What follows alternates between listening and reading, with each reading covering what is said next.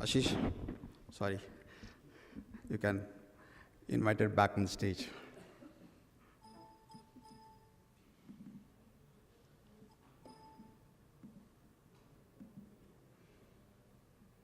Read from there on.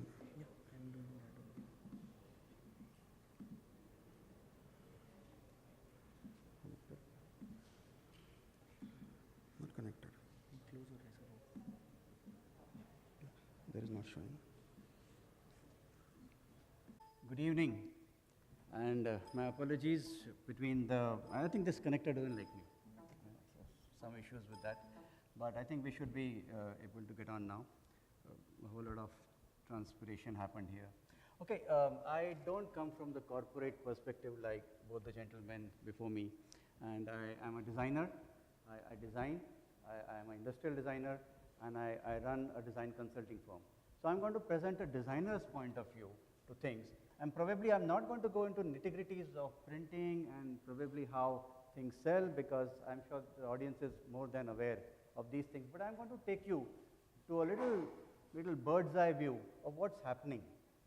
And you should look at your business, whether you're from the brand side, whether you're from the design side, whether you're from the provider's side, whether you're manufacturing something, you're from the material side. You should look at this as probably things which will happen tomorrow. Yeah, so it's kind of a futuristic approach. Hence, I decided to twist a bit, Vasant, and I changed the title to Change in Design Approach, because this is what is happening as a change. There's a shift which I'm going to talk about. A little briefly about me. I think it was Mark Twain who said that there are 2 days, 2 very important days in your life. Yeah? One is when you're born, and other is when you discover why. And probably I discovered why is when I left Delhi. I grew up in Delhi, and I left Delhi and I went to this town, a city by the name Ahmedabad. Yeah, so you see this picture of Ahmedabad, and I started my design education in this city of Ahmedabad. Now the city of Ahmedabad is very interesting because it's very deeply entrenched into history. There's a whole lot of culture, craft, and obviously I studied design, and that reflected a whole lot on me. What you see now, so that's a picture from the institute where I studied design, which was the National Institute of Design, and it actually instilled a whole lot of openness in me. NIT was the first place where I never gave exams. Till then, I had done my 12th studies giving exams, and this is the first place where the teachers told us to go and find a direction. There was nothing prescribed. There were no books. Now, why I'm telling you this is because probably we all need to find directions all the time. You know, there are things happening, there are new things happening. If we go by the prescribed rule sets, probably we'll never reach there. So this was the education which I began with, and this is what actually helped transform me into the designer that I am. Okay. Yeah, all right. I began my professional career in the city of Pune, another city which helped transform me. Now, like Ahmedabad, Pune is also a very interesting city because it is again deep-rooted in culture, it is deep-rooted in history, and it reflects on the work. But at the same time, there's a whole lot of technology which is there. There's a good amount of education, there's a good amount of professional expertise available in Pune, and that reflects into design. Why I'm mentioning this is I'm just going to reflect back on the problem which Vishal talked about, lack of graphic designers. Okay? Both these cities tomorrow are going to feed those designers who are going to work along with you, whether as service providers or whether in the industry, but that's where it's going to come from, because both Ahmedabad and Pune each have, I think, 5 to 6 design schools. Yeah? So they roughly produce about 5,000 designers per year, yeah? And probably that's what is going to guide. So many of this is going to come from here probably, and not from cities like traditional cities like Delhi or Mumbai or Bangalore. So Pune is where I began my professional career by setting up the company which is called Elephant. And Elephant was actually based on a story of blind people. Some of you might have heard this story of blind people going across, and in the village they actually come across a large object. Yeah? And they start touching the object, and one person says probably it's a column, somebody said it's a wall, somebody says it's a fan, somebody said it's a snake. But when they started discussing together, they actually put together the picture of an elephant. Yeah? So design sometimes works like that. Design is not about one person's role. It's a whole lot of perspectives which are actually come together, and a designer normally is acting as, just combining and assimilating the knowledge which is coming together, like a coordinator almost. Yeah? So that's the power of design. So the power of design is such that the whole always is larger. The picture of the elephant is always larger than actually the sum of the parts. Yeah? So that's the story on which we began this firm Elephant, and we actually provide services not just in the field of brand design, but it's also the product design, service design, retail design, digital design, and so on. When we began working on brands like these. Some of you might be familiar with this brand. Yeah? And at that point of time and those days, brands had very few touch points. If you could manage the badging, whether it's the product or the other services which go along with that, you've done your job. If you manage to put up an exhibition, a lot of print material gets used in such shows. Yeah? You've done a fantastic job. Your brand is now rolling. If you manage to put together shows like these or showrooms like these where brands could get probably retailed, yeah, then actually the brand has run its circle of life. And add to this TVCs in which the brand flies across, and there everybody knows your brand. That's how the world was. That's how the world was those days. But now, last 5 years, things have changed. Yeah, there is a big shift which has happened. I call it the paradigm shift 1. So I'm going to talk about these 3 things. Basically, at the end of my talk, you will be left with 3 shifts which I foresee them happening. Probably Vishal will agree with this, that these are already playing their role. And there is a big shift which has happened in brand touchpoints. A recent work for this online come brick and mortar retail brand, Tata Click. Yeah?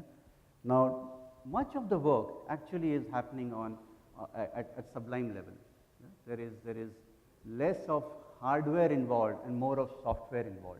Yeah, this is an online brand. Of course, it's going to have a brick and mortar presence also, but much of that reflects into the mobile applications, online portal, and so on. Yeah? And if you see in the content matter which goes along with the brand, you see things like hashtag sure thing. So even the content is radically changing because people are changing. Today people are so much there on Twitters, their social media, and so on, that hashtag suddenly becomes a new language which starts getting built into the communication. Yeah? So you see the shift which is happening. I'm going to demonstrate one more brand, which is Voot. Now Voot is from Viacom 18. It's an entertainment channel which is available on your phones and so on.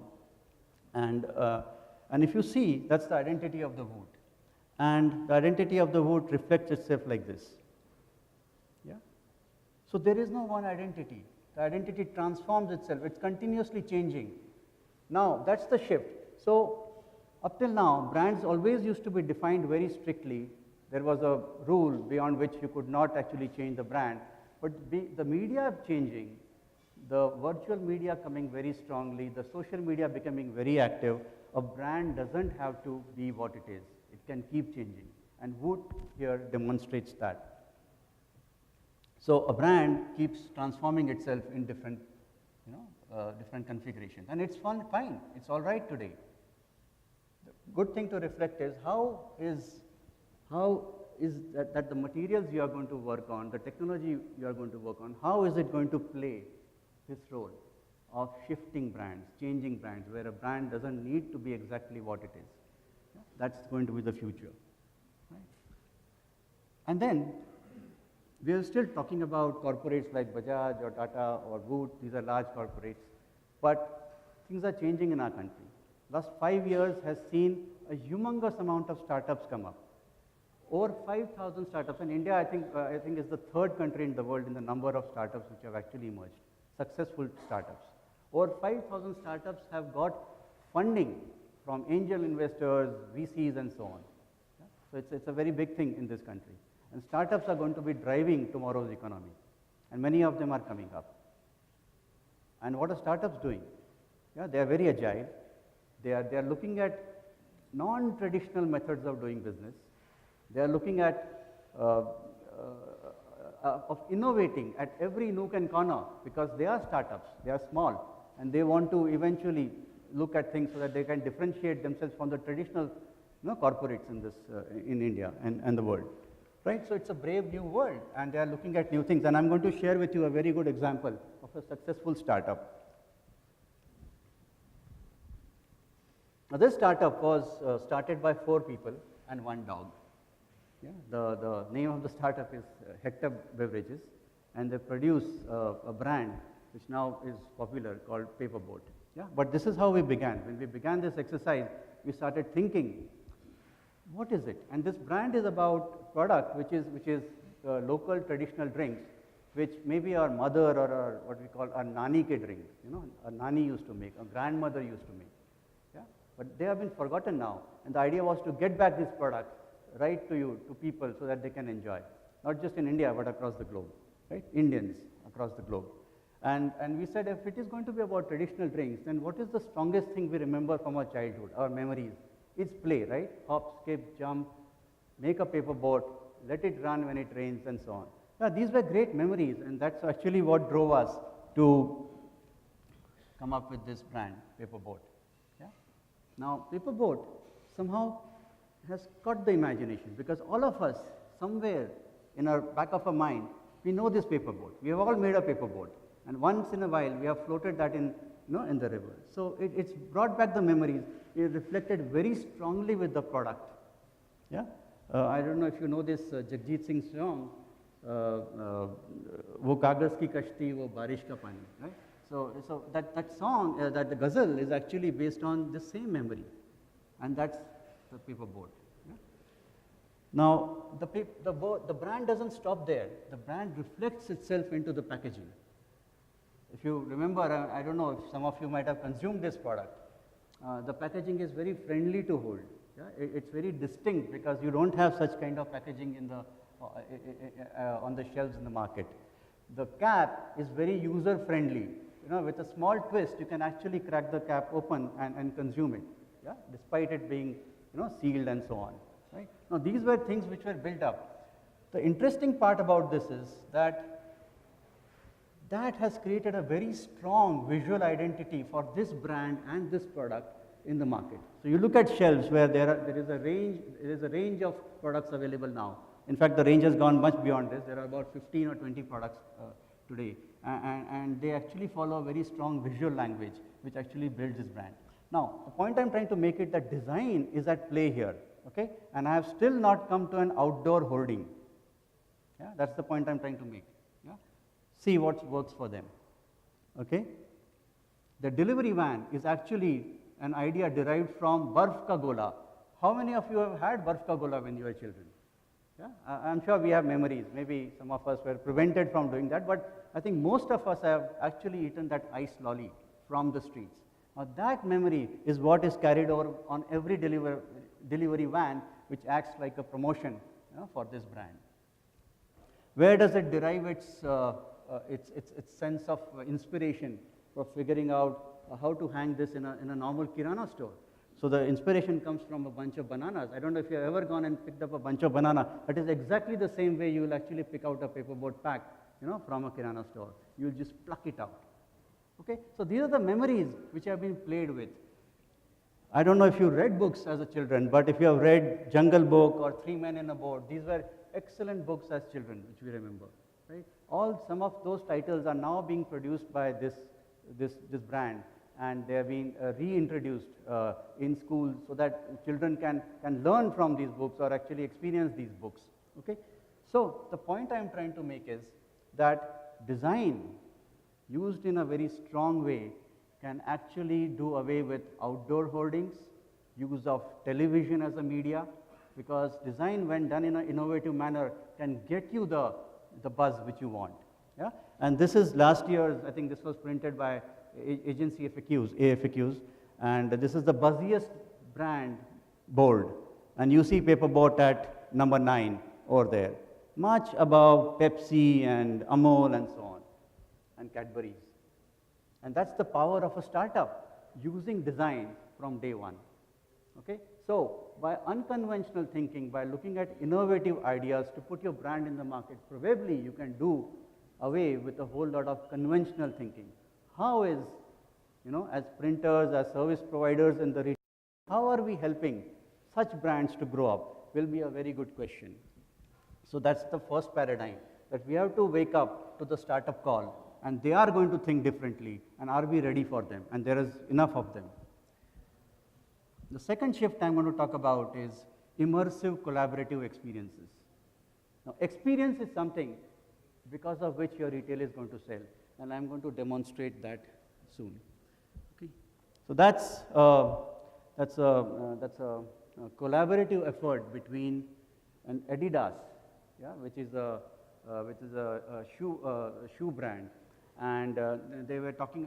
They have taken this whole concept of the Euro Cup, and they have collaborated with a salon, which you see over here on the bottom. Yeah. So there is Adidas collaborating with a very high-end salon and putting together an experience along with Carlsberg beer. Right? So there is a beer company, there is a salon, haircutting salon, and there is a shoe manufacturer. They come together. And what do? Now imagine when you go for a haircut, you actually sit on this seat, somebody serves you beer. Wow. I mean, exciting, isn't it? And probably you can watch football. There is AstroTurf on the ground. Probably you play football while you're there. Yeah, your best of the stars are there at the background. Right? So collaboration between three people results in a engaging engagement if your audience is defined. In this case, in this fitting room case, the audience is defined. So for them, it's a great experience. What does Samsung do? Yeah, Samsung Galaxy. Now this you see is a line outside this Samsung store, which is called LAN dry. LAN, as in you get connectivity, drying things. Okay, what do you think this is? It's a washing machine store. You go there to wash your clothes. Now when you go to wash your clothes, you wash your clothes for about an hour. So you pay for an hour of washing one tumble dry one set of clothes. You get 1 hour of giving time on the note, Samsung Galaxy notebook. Fantastic, isn't it? Samsung makes the notebook popular. The laundry business gets an audience which is coming over and queuing up in front of them. Right? You saw the queue forming right over there. Now that's collaboration. That's immersive collaboration working for you. Okay, what happens at Wimbledon? Huge queue for people to get inside Wimbledon. It's a popular game. Tennis is going to happen there. A lot of people want to go there, but this is how they queue up. So what does Lavazza do? Yeah, it gives them selfie coffees. So you offer them coffees. What do you do at that point of time? You take a selfie and you post it. Now, probably Lavazza's, maybe paid and gave out maybe 5,000 cups at Wimbledon. But not only they made their brand popular, they also use the social media to post these pictures. So when you get the coffee for free, you take your picture and you post it on social media. So the reach for the social media is phenomenal, right? And that is the power of the brand, and that is the power of collaborative thinking at work between media and a particular service provider. Yeah. Fresh new 500. What do you think this is? If you look at the storefront, you feel it's a soda shop or a granita shop, right? Slush. That's what you're going to get there. But you look inside, it's actually a car store. It's a pop-up launch store for a Fiat 500. But what I have done, they have combined this whole concept of a slush store, a granita store, along with the Fiat 500 store. So that draws in people. It's an experience for them because they come there for food, for the likeness of the food. At the same time, they experience the brand, and the colas they serve inside or the sodas they serve inside are the same color as the car. Okay, so they create a kind of a collaboration between what the brand stands for and probably what you like at the same time. Yeah, so that's immersive experience, and this is going to be happening more so. If you are going to look for customer engagement, don't just look at a flat print, don't just look at a unidimensional thing. It is going to be multi-sensorial, it is going to be multi-brand, and it is going to be collaborative. All right? On my last section, Rasan, yeah? So my third is responsible brand and retail. Yeah? That's the third paradigm. And today we are faced with this whole challenge of limited resources. Yeah? And this is going to come back again and again.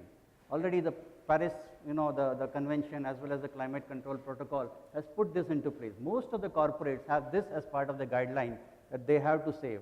I heard some of you talk about energy efficient materials or energy compliant materials or green materials and so on, right? So I think it's going to be the norm day and day.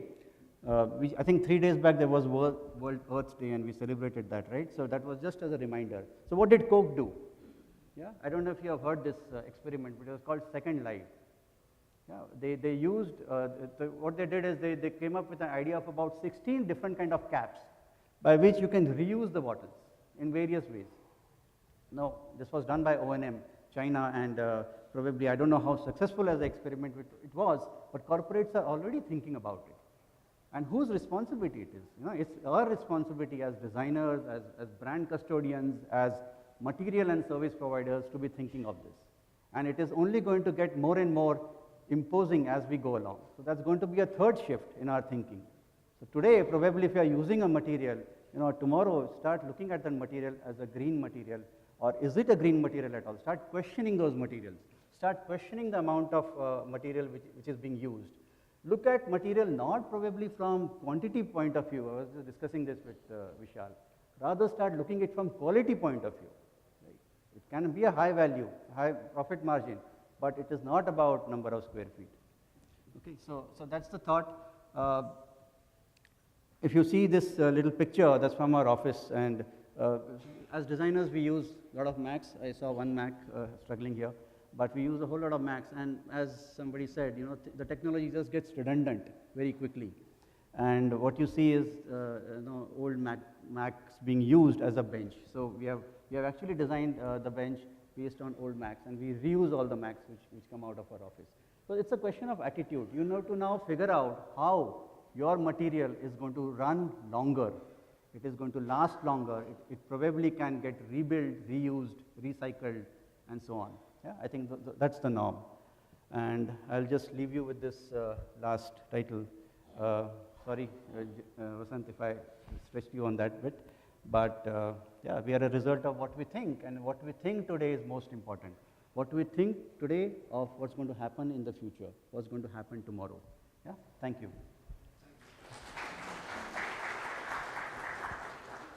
I know we are running short of time, but in case you have any questions or something, I'm happy to answer. Thank you. Thank you. Open that. Thank you, Ashish, for that insightful presentation. We move on the next speaker. I would like to call on the stage Mr. Bernard Sun, Regional Director, Massive 8. He's going to speak on third dimension of digital printing. 3D is quite famous now, everybody knows about, and Bernard is going to give his view to how we're going to use it in our retail environment. Bernard. And all right, just let me put on the mic, Chris.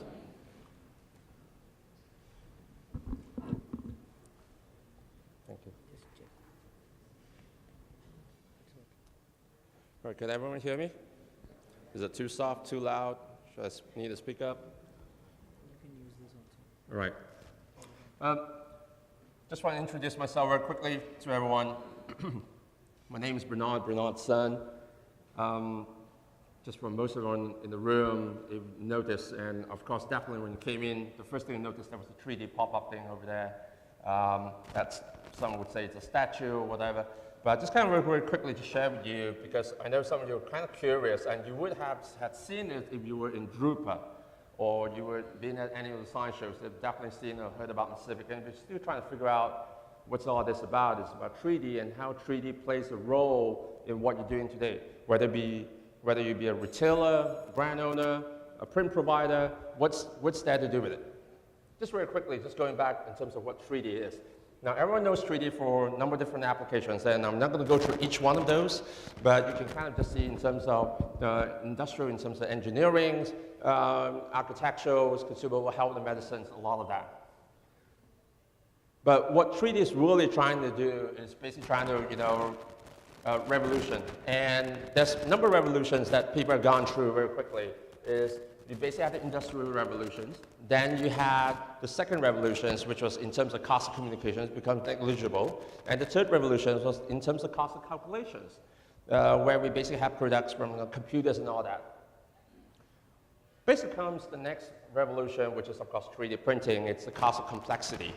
And what it does is that provides you the cost of trying to do complex shapes, but at the same cost of simple shapes.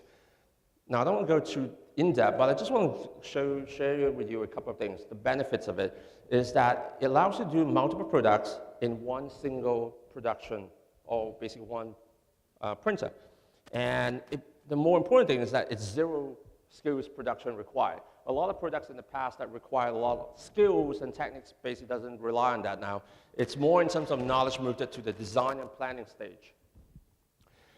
So comes the question in terms of 3D printing. 3D printing covers in three areas: the industrial, in terms of productions, the 3D desktop that we all know, which is the cost reduction, small little machines, and specialty markets in terms of health and constructions.